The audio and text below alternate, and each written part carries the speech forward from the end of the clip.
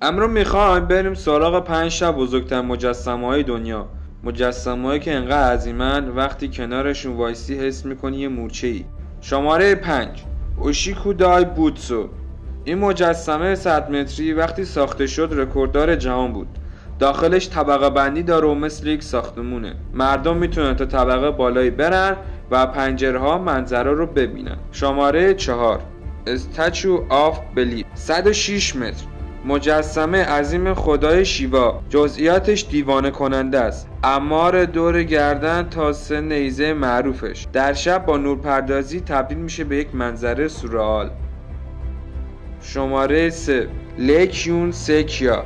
این مجسمه 153 متری در چین واقع شده. یکی از سنگین‌ترین و بلندترین مجسمه‌های بوداست. روی کوه ساخته شده و با پایه اندازه‌اش به 200 متر هم میرسه. شماره 1 و بلندترین مجسمه استچو آف یونیتی. این مجسمه 182 متر در هند قرار داره. کنارش وایسی انگار داری به یک برج نگاه میکنی. این 5 تا از غول‌پیکرترین ساختمان‌های جهان. اگه از این مدل ویدیوها دوست داشتی کامنت کن.